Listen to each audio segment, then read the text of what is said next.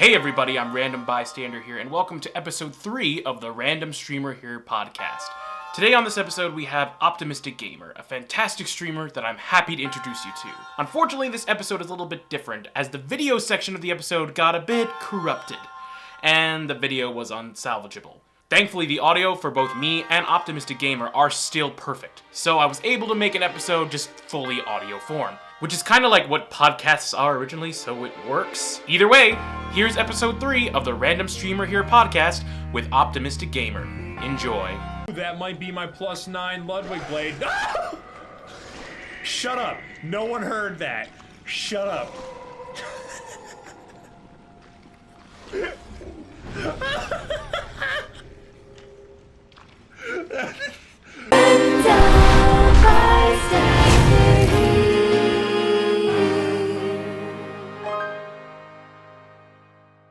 Hello everybody, I'm Random Bystander here, and I'm a random bystander who's here with another episode of the Random Streamer Here podcast. And today we have another special guest, another special fabulous Twitch streamer who I would like to introduce to you all. And let's all let him introduce himself. That didn't make sense grammarly, but here we are. Who is this wonderful person? My name is Optimistic Gamer. I'm best known as or Opti. I am a mythologist, mental health advocate, and charity fundraiser on Twitch who does a variety of action, platformer, puzzle, and lots of like challenging Dark Souls-esque games. So how I always mention how I discovered the streamer, and I discovered you through a mutual friend of both of ours, B Smiley. She was also, okay. Yes, she's the reason I got introduced to you, and she told me to follow you, and I followed you. I've seen you play Breath of the Wild even before I started playing it myself. You made the game look really fun, and I've seen you. It's such a good game. It really is. I didn't like it the first time I played it, which is which is anathema to people. Like, they freak out, like, you didn't like it? And I was like, no, I hated it. And then I was like, all right, I'm going to sit down and I'm going to play it with my Twitch chat. And it was like, it was the longest I've ever spent on a game. Normally I only spend a couple weeks. It was like 3.5 months. And I didn't want to stop playing it. I loved it so much. Wow, that is incredible. Like, what do you think changed about it to you? I don't. Maybe I don't know. I think having people kind of like coach me through like some things that I didn't really understand about the game definitely helped me. So okay. And now I love it, and I'm like, I can't wait. Like, I want to go back and play it more, and I can't wait for Breath of the Wild 2 at this point. Oh my god, I keep forgetting that sequel's coming out, but it's gonna be great. Oh man. Oh, it's blowing our minds. Speaking of streaming and such, you've been streaming for how long? It'll 3.5 years. So this year will be my 4th year in September of streaming, actually. Wow. September, it will be your 4th year. Yes. That is incredible. Congratulations on nearly 4 years, buddy. That's amazing. Thank you. Seriously, it takes a lot of dedication to stream for that long period of time. So I give you kudos. I'm curious though, what, in your opinion, was the moment that made you decide to go, you know what, Twitch is an incredible platform. I want to stream on Twitch. Like, how did that happen? It's really weird for me because like I started and stopped a bunch of different times, which I feel like is a common thing. Like is one of the many like common stories. Because I started streaming. I started streaming when I was doing some freelance independent journalism, and then our website, they said, hey, we're going to open up a Twitch channel. And I started streaming back. I started streaming Dark Souls 2 Scholar of the First Sin like right when it came out, and I actually had a following that was like as big as my current following at that time, because like I got in the ground floor of a game and I played it a lot and streamed it a lot. And I did that for like 2 or 3 months, and then I had to move. And the place that I moved to, I couldn't stream because the internet wasn't good. So I couldn't. I basically took a 1.5 years off of streaming. And then when I came to my current apartment that I'm living in now, 4 years ago at this point, I immediately was like, I want to start streaming again. And so, because I had loved it so much, and I was like, wherever I move, I have to have internet. And so I moved to a place literally based on the internet, and I started streaming from just my Xbox console with a junk headset and worse than this one's audio quality is today. And from there, that was when I really kind of guess like the first, like there comes to, like, I feel like anytime you take something in life, there's a certain point where you kind of have to decide, do I really want to do this? And like you kind of get tested with that. And for me, that came in about like 4 months into me streaming as Optimistic Gamer, as opposed to like what my moniker was like back at the old place where I was doing. And not to make this story like any longer, but there was a point. No, it's fine. Keep going. Keep going. I like telling this story because I think it's an important story for people who are just starting out streaming to hear, and then even people who are been doing this longer and are bigger than me to hear. And it's because it was like the reminder for me about like why I wanted to do this. So I started streaming on my Xbox for like 3 or 4 months, and then I had to take a month and a half off.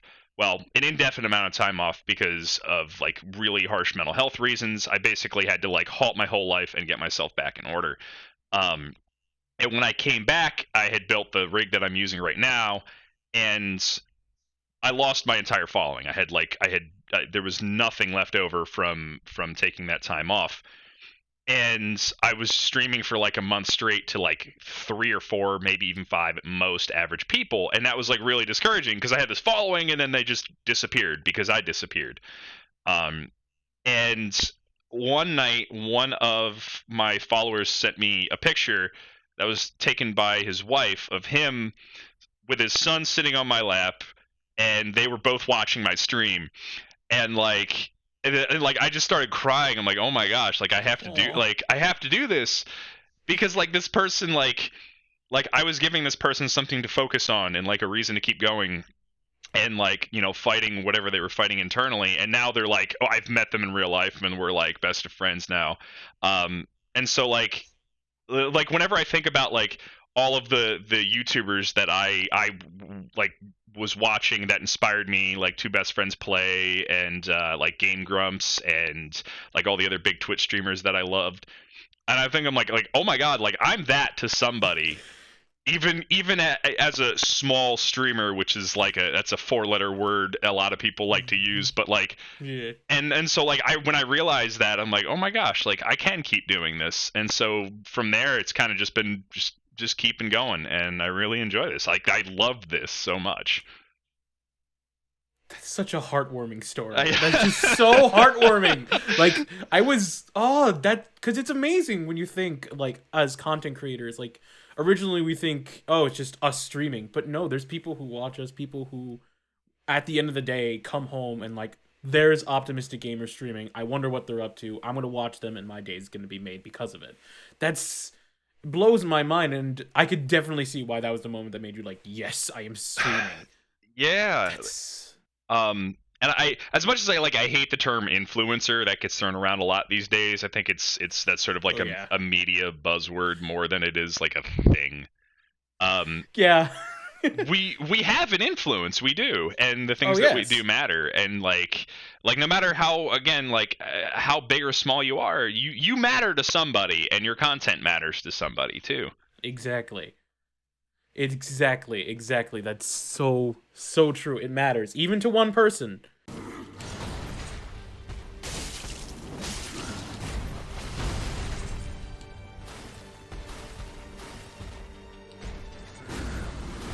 Oh, I can't believe I have the stamina regen.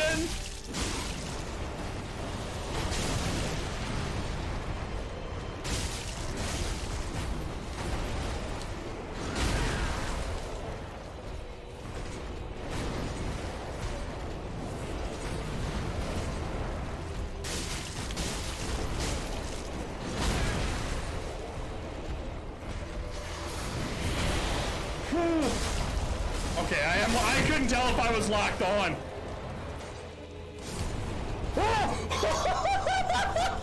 Yes! Fucking get some, baby, yes! Oh my god, yes! Oh, it matters. We talked about how you streamed Breath of the Wild and you've streamed Dark Souls as well. would you say those were your favorite games to stream so far? And if so, if not, what is? And if so, why? Oh man, I've had so many awesome games. I think Breath of the Wild.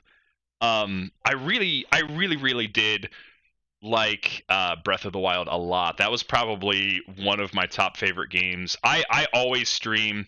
At one point, like, I wanted to do nothing but stream Dark Souls games, and then I got burned out on them, and I learned that, like, no matter how much I love those games, because it's like my favorite game series of all time, I I can't play them all the time, but like I play them at least once a year. Like on the channel, like all three of the Dark Souls games, and I played through Bloodborne twice last year. Wow. But Breath of the Wild was a really big one. I think Hellblade, Senua's Sacrifice was huge. Ooh. That was like the first time that I just straight up broke down, like ugly crying on stream because of how like emotional it made me. Oh. Um, but like Hellblade was a big one. Breath of the Wild was another fun one. I really like streaming horror games every October. And so, Really? yeah, so every October I stream every night of the week, and I stream 30, 31, 30 nights, however many days there are in that month, of horror games. Soma was a really big one because I played through the whole thing in one sitting. And really? yeah, oh yeah, yeah. How was that? How did that go? So I have thalassophobia, which is like a fear of like open water and like the ocean and stuff like that. So like the part where you have to go down into like the deep Marianas Trench was not okay. And then I remember finishing that, and like I didn't raid anybody because the existential crisis I was having was legendary, and like I couldn't handle it. And so I'm like, guys, I'm just gonna end it here. And like I thought about it for like 3 days of my life. I just thought about this game, and that was a big one. But yeah, I've played. At one point, I started saving a lot of like any like new playthrough that I hadn't done before on the channel. Like I save all my VODs so people can go back and like watch stuff that that we might mention and things like that. And so like there's been so much over 4 years. Like I forget things, and people are like, "Do you remember this?" Or like they'll quote something and be like, "I didn't say that." And like, "Yes, you did." Like, oh god, going through the quote bot is such a memory lane sometimes. Oh, my quote bot is. Oh, we could go through some of them. I only have like 15 because I have a new bot, but like, that's that one. Those you are can so name some like, of your favorites if you want. Yeah, I mean, I'll we got boot that time. up, but but yeah, no, you just create so many moments. It's so cool. Like, I think the big thing for me is I like doing two things. I like sharing games that I love, and I can like talk about them like at length. Like just you can ask me anything Dark Souls lore related, and I can just nail it out there and give you a resource and everything. But I also like playing new games. So like I just played through Code Vein a little bit ago. And playing through that for the first time was great, and I had people that were like there every stream because they wanted to see my reaction to it, and so like I love being able to share that new experience with people. That's so cool, because that's one reason a lot of people like come to watch games in general, because they've experienced themselves and are like, oh look, it's one of my favorite streamers, or look, it's just someone I've never seen before who probably is a fan of the game. They're reacting to this moment. I'm just in time to see it. Yeah, I can definitely see like how that would like help build a community. For the 4 years that you've been streaming, how do you think you've grown as a streamer from streaming on your Xbox in your old apartment to now? Like, what have you learned? A lot. I think one of the biggest things. One of the things that I think the biggest thing that I've learned is that no one's path to success looks the same. Nobody's judge of what to do or what not to do is the same. And like so like you kind of have to just take things for granted and learn what works for you. Like I think there's a lot of generic streamer advice that circulates around every once in a while, and it's good because it's important for newer streamers to come in and and recognize that, this is kind of the way things work. And that sort of like morphs because this is a very organic thing. And so like those updates are necessary. There's also some like definite growth based things that you can do from like a strictly like business acumen angle to gear your stream, and gear your content and be that content creator. But I think the thing is, like, I've found is I've tried to force myself into those things, and I hated it, and I don't think I made good content because of it. And so what I had to do was learn what worked for me and do that, and learn what didn't work for me, and can I adapt like the essence of that of that and make it work for me, or do I just have to throw it out entirely? Don't be afraid to try things and fail, but at the same time, don't feel like you need to do what everybody else is doing to be the successful streamer. It's not like I don't think there's like a big bolt from the blue thing. Like, yes, some people will get like a huge raid and then they get noticed, or a shout out and they get noticed and then they explode. But for a lot of people, it's just being consistent, learning what works for you and learning what works for your community. Because again, all of this is organic. There's nothing about this that is like, I think, completely set in stone, except, don't be rude. Yes, don't be a jerk. Yes, exactly. That's the only concrete thing. Don't be a jerk. I agree with you. There's no like set formula in stone. Like, this is the Krabby Patty secret formula of how to be a streamer. No, I am curious, and feel free if you don't want to discuss this. What do you mean? What are some of the things you tried that you're like, you know what, that's not exactly working for me? Like, what are some examples of that? And I don't know. I'm trying to think of something that's like some kind of generic advice that people would normally offer. I think the one big thing is like monetization, which is a topic that a lot of people don't like to talk about, or like a lot of people sort of have like these very strict views about monetization, because Twitch has implemented a ton of new things to help with monetization. Like, subs are the big thing. Bits are really important, like Twitch's native currency. They've now introduced sub trains as of a little bit ago, where like if somebody can set it off, and then it's like the more people donate, like levels up the train. And sub only chats were like incredibly, like weirdly controversial when they came out. Oh yeah, I remember that. Oh man, Twitter was abuzz that day. Oh, and like, oh boy. we have this weird push and pull in the Twitterverse of like, and the Twitchverse, where it's like, well, all of our content is, and like Twitch's platform is inherently free, therefore sub only chat undermines that. And I will never use a sub only chat ever. I have no need to use a sub only chat. For people that pay gate their content, I don't like it. I don't agree with it, but that's them, and that's their content. For other people, I think it's completely, reasonable to say, hey, I'm going to do a sub-only chat, and we're going to just do some games with subs as a way to, like, reward them. And so, like, we have this weird push and pull of, like, monetization in a platform that is entirely based upon people's volition for donating. And so, like, for me, I don't know. I think monetization is a really weird thing, because I do this because it's fun, but also I want to do this at some point in my life. I'd like to flip this around and have this be my job. Of course. So that's the dream for everyone. Yeah. I imagine that exactly. And so it's like, well, what do I do? And so, like, I've tried some things that people would use for monetizing in the past, like things like Patreon, doing like sub-only game nights and sub-only chats, like even before that was a thing. And I found that they just don't like, or like also doing content of like when I used to do writing, I used to, like, if you're a sub, you also get my stuff like a week early. And like none of that really worked for me. But like those are all like acceptable monetization practices, but none of that really worked for me. I didn't like that. Also, like, when I put out content when I want to put out content. I don't really play to like the YouTube algorithm or like the Google algorithm and so on and so forth. Like outside of my stream schedule being consistent, like I do things because I want to do them. Like right now I'm working on getting a new YouTube channel off the ground, and I don't I don't feel the need to put out exactly a 10-minute video every week so I can get into the algorithm and I can get noticed on YouTube, because that doesn't work for me.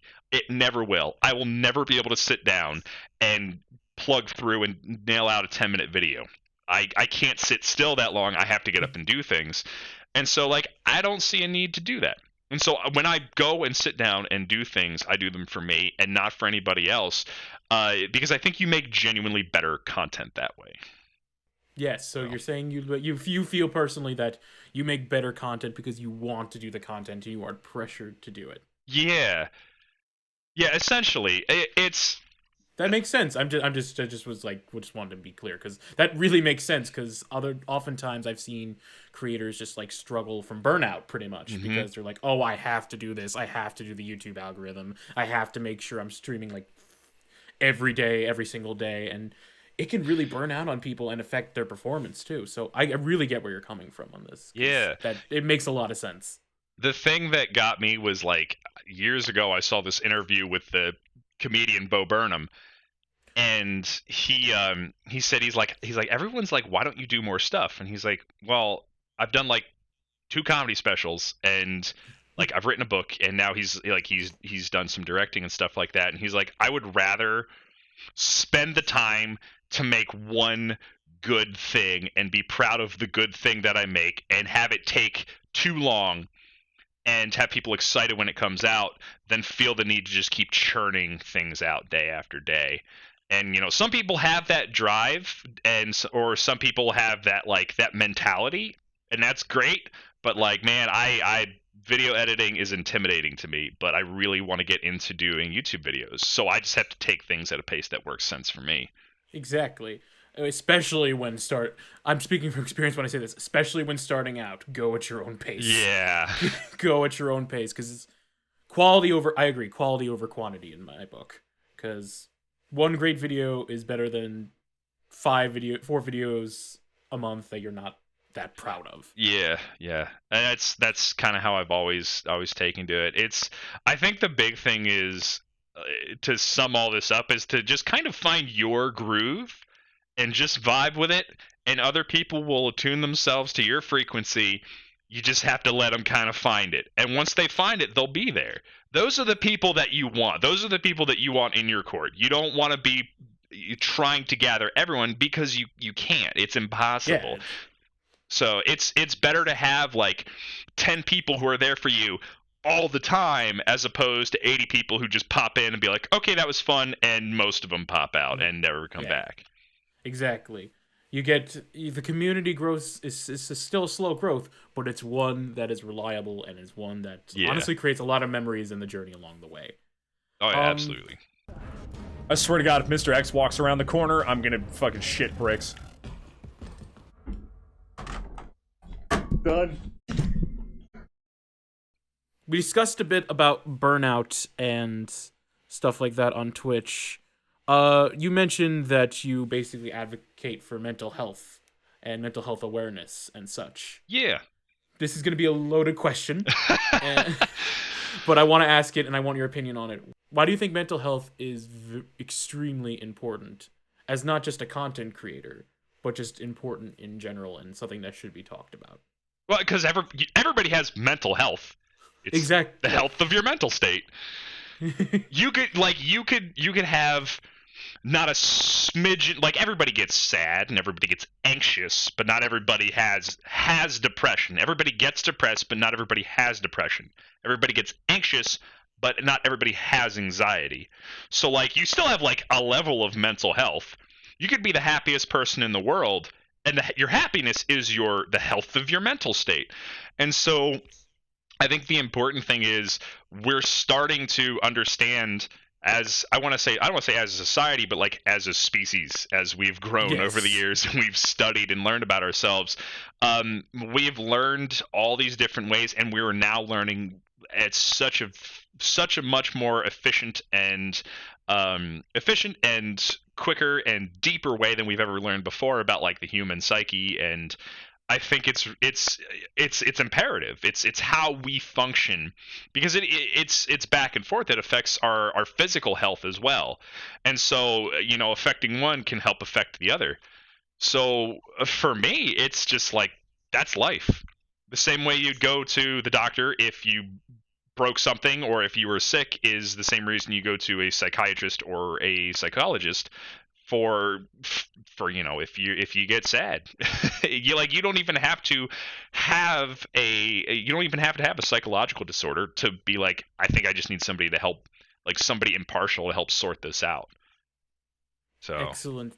Yeah, no, that's very important. And another thing I want to ask is that you seem very open to talk about like mental health on stream and such. Do you think that not only has helped you out, but also your community as well, just help you be like, hey, it's okay to talk about this stuff here. We're open about it. We're okay with it. It's okay to discuss mental health issues and mental health illnesses or mental illnesses and such like that. Yeah, so I think it can be a double-edged sword. Because I know when I first started streaming, me openly talking about my mental health weirdly became a disconnect or like a shield from actually addressing it. It was weird because it became this thing that I talked about, but it was sort of set aside from myself. And it's like, well, I'm talking about it, so therefore I am processing it. And it's like, well, I actually wasn't at that time. Not that I was ever doing anything that was like disingenuous or misinformed. Yeah. I would just simply talk about it as it was a thing in my life.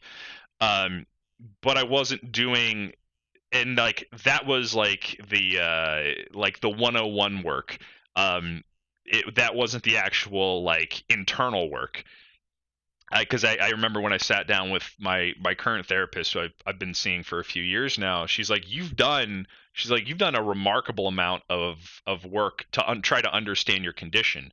And so she's like, so I don't need to sit down here with you and break this down by like some kind of like clinical industry standard. But we need to actually go inside and tackle the emotional. We need to tackle the spirit and so on and so forth. And so there was a point where like that was like a coping mechanism, like almost a maladaptive coping mechanism, where I was kind of keeping it away from actually integrating that into part of me. But fast forward, it's all is well now. But I think it's absolutely a necessary thing to help sort of break the stigma around mental health. Because I have a file folder I keep on my Google Drive of like things people have sent me, whether it's like DMs or like Twitter messages or whatever, of like people that have said things that like I'm like, oh my gosh, like I'm making a difference. I call it the smile file. I learned this from my days in education, and like I've had people who are like, man, I got on like I've gotten onto medication because like I was scared, but you told me you were scared and you did it and it wasn't scary. It was actually like helpful. I've had people be like, you talk about therapy so much and you kind of helped like dispel some of my like thoughts that I had about therapy. Like I've had people who are like, they've changed their whole lives because I've just been like, yeah, this is okay to talk about. There's nothing wrong with it. It doesn't make you weak. It doesn't make you wrong. It doesn't make you sick. It's just another part of taking care of yourself. And so just talking about it helps. That's what it amounts to. Just all I have to do is talk about it. I say my content is this is not therapy, but it's meant to be therapeutic. This is like, I am not a therapist, but I hope that like I can illuminate something within you by just being open about my experiences and my knowledge and pointing people to resources. Yes, because like you said, you're not a licensed therapist, but at the same time, going to your streams, it's very relaxing. It is very therapeutic, and I just go in there and I'm like, all right, it's time for another chill time with Optimistic. I'm glad that that's the reaction, because depending on the day, I mean, sometimes, yeah. Sometimes it does get wild, I will admit that. Dark Souls is chill. No. Oh man.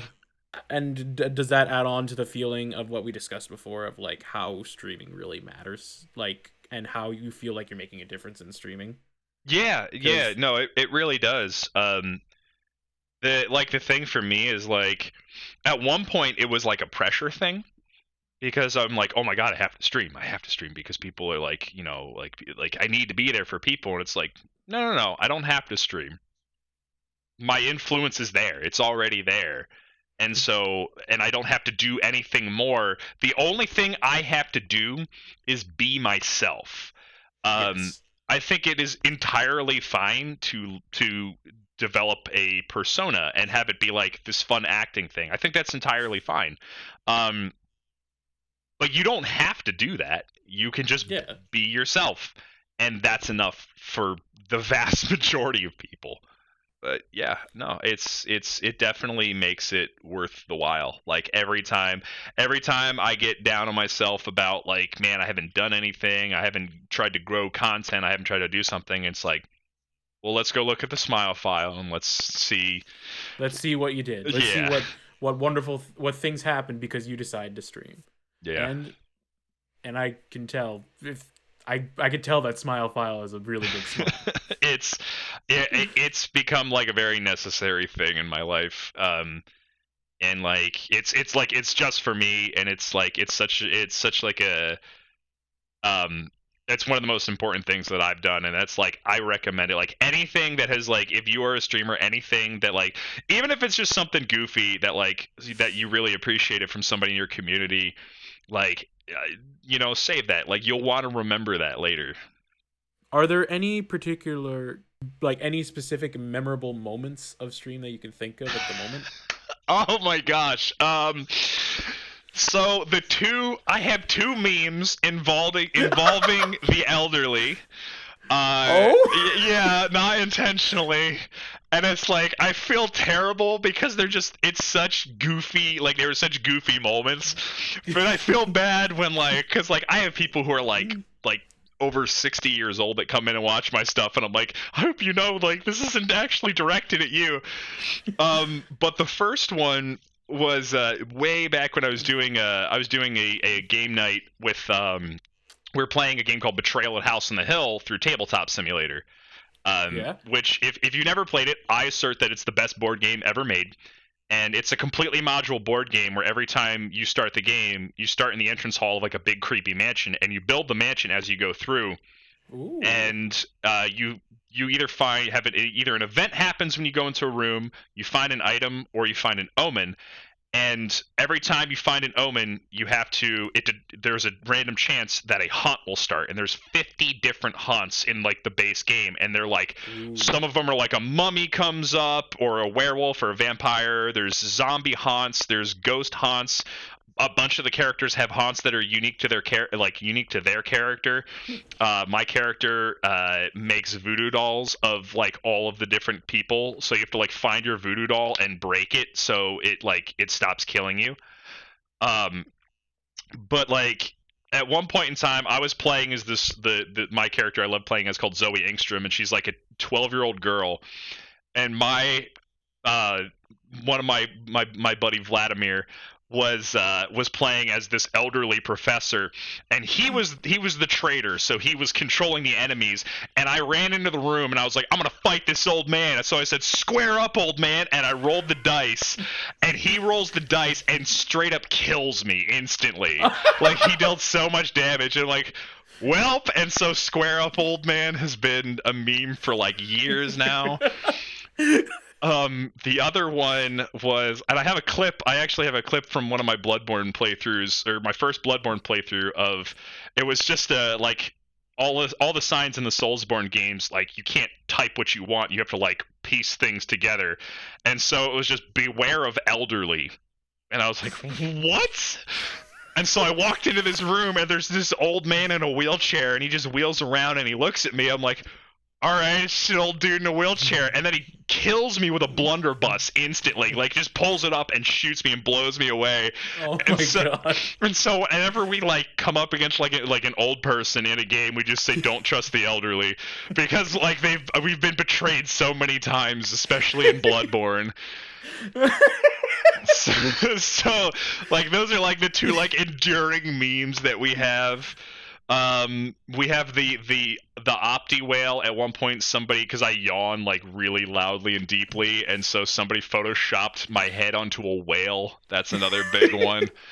Just all these goofy moments. I might post that on the screen during the interview at that point. Oh heavens, please do! I might have like a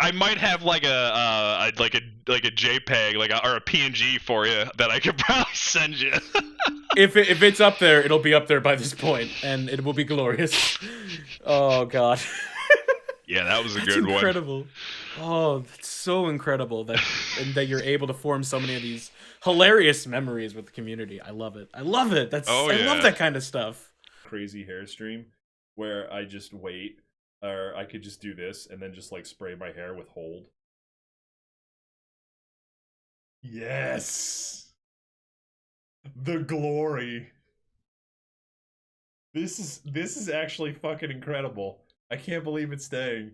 This is amazing. My hair is fucking magic. I don't want to move because it's like this is too perfect. I would say we kind of dipped into this a little bit, but for the 4 years, what would you say would be your biggest challenge as a streamer? I think I honestly, and I'm gonna say this mostly because I feel like a lot of other people don't want to talk about this, and because it's a very like personal thing. But I think the biggest thing for me has been the finances, because it can be a lot to do this as opposed to like take a second job, to like pay for things, and then also like this can become expensive. And I have frank discussions like this very often on stream, and I always preface this where I'm like, well, I'm not saying this so like people will like run out and be like, I need to support, and like sub to me. It's like, no, I'm gonna do this no matter what. Like, but like a lot of this equipment can get expensive. As like when bills start to pile up, especially with like I've had a really rough medical year for the last year. When bills start to pile up, the the pay of being a part-time streamer is not the same as like going and getting a part-time job. And so there have been points where I have to been like, do I have to stop streaming until I can catch up? And I've had to, been a lot of instances where I've had to legitimately consider like, man, I don't think I can keep streaming. But in a lot of those instances I pushed through, and my community has been, incredibly incredibly supportive emotionally more than anything. And but on the flip side of that, there have been points where like I've been out of a job and streaming became my job while I was searching. And so like people have helped me in that respect. But so like because I'll do like streaming workshops at local conventions, and I tell people, I say, don't feel the need to just, especially don't go and be like, I'm gonna buy a $2,000 streaming rig with a lighting setup and a green screen and like the best mic. It's like no. Use what you have first, and then when it's like, okay, this is something that I could see myself doing for a while, then you want to invest. So I think the personal financial aspect of it is something that it's kind of like just underneath the surface of a lot of streamers. But it's there. It really is. Everything people do, even one bit, goes a far way. Like I don't think people realize how much it means. Like oh, all I can do is give 100 bits. That's beautiful, man. Yes. That's a hot dog. That's lunch. Like that's good, That's a cup of coffee. Yeah, exactly. Like yes, that has been. That was for a while. Like I'm stable now, but there was so many moments where it's like, man, I don't know if I can stream anymore because I might have to go do this. And so like that I think has been one of the biggest hurdles. I talk about this on occasion because I think it's important for people to know that like, man, you do have to take a step back sometimes and be like, can I sustain myself? Is it appropriate for me to sustain myself? Um, what is it going to take? And it's been a lot of sacrifice. It has been, but honestly, it's all worth it. I really love what I do, and I love the community that I've built. And this for me is like, this has been like all the things I've done in my life where I've tried to understand, like, is this what I want to do with my life? Is like, this is the first thing that's ever been like, like, I don't want to do this. Like, I have a need to do this as a content creator, as a streamer. And you feel like you don't really have a choice of what else yeah to do. You feel like you have to almost. Not like have to like you're forced, but like yeah, like it's a desire. calling. It really is. Yes. It's a vocation for me. And so for me, like, anytime, like, for me, yeah, like, I'm glad I pushed through, but that's a big thing that I think a lot of people need to take into consideration. It's really important to, because as much as I hate the fact that money makes the world go round, that's in access to your health, to a better life, to making sure you're stable, and that's what's important. That's really what's important. You can live without streaming. It's entirely possible, and that's an important thing to understand. And so yeah, I think that's what I would sort of put out there in the world. That's been like the biggest challenge for me. Do you have any streamer inspirations that like people you look up to as a streamer? And if so, oh man, so many. My team leader, I'm part of the Asgardians. My team leader, Thorlar. Oh, Thorlar, he's a gem. Yeah, it's impossible to not just love that man. He's so jolly. Thorlar was a really big one for me. And he was really big. Somebody who I met like only a couple months ago, Beak Nasty. Both of them are like, a lot of what they do is directly for charity. And like, I've always wanted to do charity streaming, but like, I was always afraid of like, man, like, I don't know if I'm cut out for it. I don't know if it's gonna make an impact. And Beak messaged me, and he's like, "What are you talking about? Just do it. Like, there's no reason to not just do it." And I'm like, I never thought about it like that. And so we're 2 months. I'm on my second month of charity fundraising, and the first month we hit all 3 milestones of that I wanted to reach. And this month, in literally one day, stream 1, day 1, and we crushed half of the donation goals for the month. And I'm like, I love you guys so much. I love my community. They're beautiful in everything they do. That's so cool. And so like, they were really big for me. My friend Anxiety, we've become really good friends over the last few years. Watching her grow and become this absolutely crushingly positive force has been amazing, amazing to me. Our mutual friend B, seeing her keeping through everything has been really big.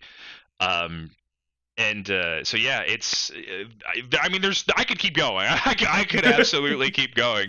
But yeah, those would probably be the ones that I would cite the most. I love watching, and I love being in their streams. Yeah. That's awesome. And I love that you're like, I love that you're also like, they're helping, they in a way inspired you to like pursue charity streams, something that you've always wanted to do. I wish this video was coming out earlier in March so I saw on your Twitter that you're doing like a charity stream. I think is it, oh my god, what is it? The 12th. The 12th. Yeah. All right. Well, that's the thing is, we reached, so every month the goal is, I have 3 milestones set up. $100 is the first one, and then 175 and 250. And for the first milestone, it unlocks like a marathon stream.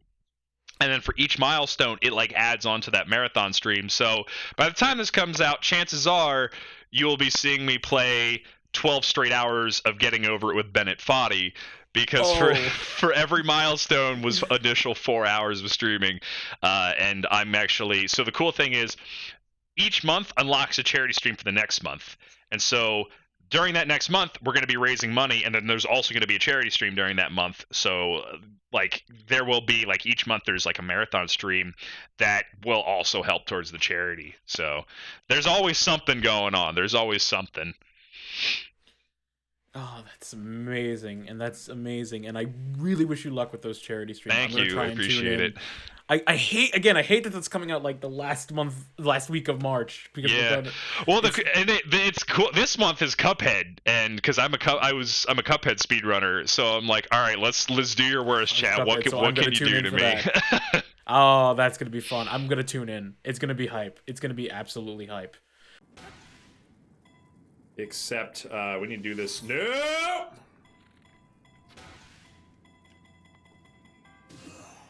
Yeah, there we go.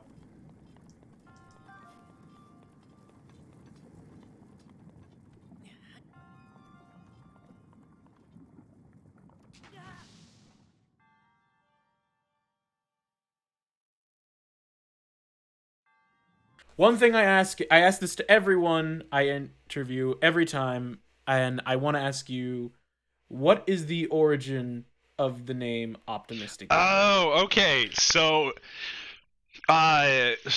way back, like before I was even like a solo content creator, like way back when I wanted to get into, originally I wanted to get into games journalism and like writing about video games and stuff like that.